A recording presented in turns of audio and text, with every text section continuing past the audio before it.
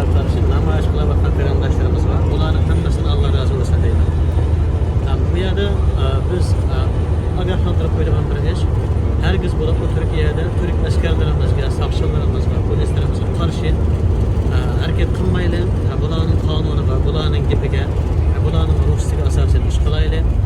Türk saqchilarimiz bilan, polislerimiz bilan qarshilashib ba'zi video resimlar bo'lsa, bularni cho'qib yutaylik, bularga qarshi ham mesajlar yozmaylik. Chunki bu Türkiye'deki Sharq Turkiston davosına ziyan yetkazadi. Türkiye'deki yaşayotgan Uyg'urlarga ziyan yetkazadi.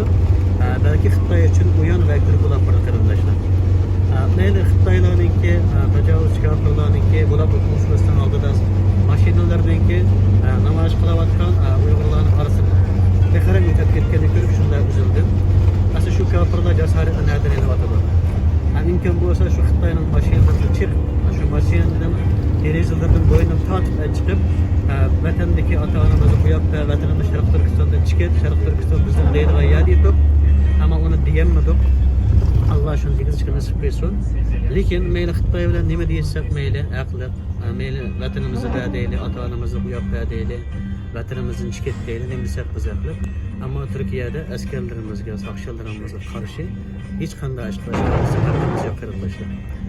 Türkiye Allah razı olsun Xitoylarning talebi bilan Turkiyalik Uyg'urlarni evatirib degan gap chiqqan qarindoshlar. Bunun yalg'onligi to'g'risida, ya'ni Turkiyadan bir Uyg'urni evatmaymiz deb, Türkiye Reis Recep Tayyip Erdoğan Ichki ishlar bakanlığı, tashqi ishlar bakanlığı hammasida bu gap tugadi. Turkiyadan bir Uyg'urni evatmaydi. Ya'ni qaytadan shu Uyg'urlarni evatirgan deydigan xabarlar tarqalyapti. Bu Xitoyning o'yini qarindoshlar. Bu o'yinga tushmayli, bu xabarlarga ishonmayli. Turkiya Allah burun bunun cevabını berip oldu. Türkiye'den Uygurlarını evetmeyi Allah to'g'risida. Şunun uchun suyumli qarindoshlarimiz intayin aqlli qo'shar olayli. Mana shunday namoyishlarimizda ba'zilar ko'k bayroqlarni achchib, ba'zilar achchiq qiladigan gap bo'layotadi. Suyumli qarindoshlar, vatan masalasi eng muhim. Vatan, ona vatan deymiz. Xuddi ona biz uchun qayda muhim bo'lsa, bizning ornomuzimiz, qiz onalarimiz, ayollarimiz qanday muhim bo'lsa, vatan shunday muhim qarindoshlar. Şunun için biz bayraksız milletimiz, bizim ayılsız kök bayrağımız var. Biz vatansız milletimiz, bizim Sharq Turkiston vatanımız var. İnşallah biz şunun için her vakit ne varsa, özümüzdeki Sharq Turkiston kök bayrağımız çukum yenimize buluş gerek qarindoshlar. Bu şu uyanğa düşmeyelim. Türkiye bütün dünya Xitoy soyqirib qilayotgan, milliy qirg'inchilik qilayotgan da'vatdan nazgilda. Bu biz için intayin yaxshi ish. Biz bo'lsa bugun Xitoyga qarshi amaliy harakat qilsak, kurallık can kıysak o biz haklı. Dünya bizni yaman gözü qaramaydi. Xitoyni bütün dünya terörçi, meynet milletkiligini Xitoyni bilib oldu. Bizni haqliqda tunuydu.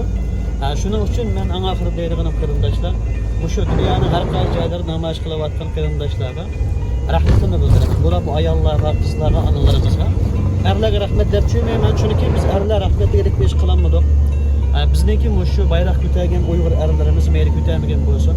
Sharq Turkistonlik qarindoshlar tajovuzchi Xitoylarga qarshi amaliy kurash qilmoqchi. Vatanimizning mustaqillik uchun yo'l ochmoqchi. Vatanimizning tuproq uchun, vatanimizning qarindoshlar uchun, Alloh rizosi uchun issiqqanim to'kmoqchi. Tajovuzchi Xitoylarga qarshi amaliy jang qilmoqchi. Erlarimizga rahmat deyamiz. Chunki vatanimizda tajovuzchi Xitoylar topli shaklda qiz onalarimizga tajovuz qilyapti. Ayollarimizning ish betmasiga tegyapti. Biz vatanimizni mustaqil qilmay turib, ko'k bayrog'imizni tiklamay turib, ayollarimizni, qizlarimizni Xitoylar kafirlarni qutqazmay turib, biz erlarimizga rahmat deyishga shartimizni qo'shmaydi, rahmatni qabul qilishga erlarning shart qo'shmaydi. Shu bayroq ko'targan qo'llar, böyle bayroq ko'tarmagan qo'llar, har bir Sharq Turkistonliklar tajovuzchi Xitoyga qarshi amaliy ish qila olgan vaqtimizda endi biz rahmatimizni deymiz. Erlarimiz, o'g'illarimiz, Uyg'urlarimiz qilayotgan namoyishlarimizdan ba'zi bir faoliyatimizin faxrligini kutib qolmaylik. Hech qaysimiz tek faxrligini ish qilamadik qarindoshlar.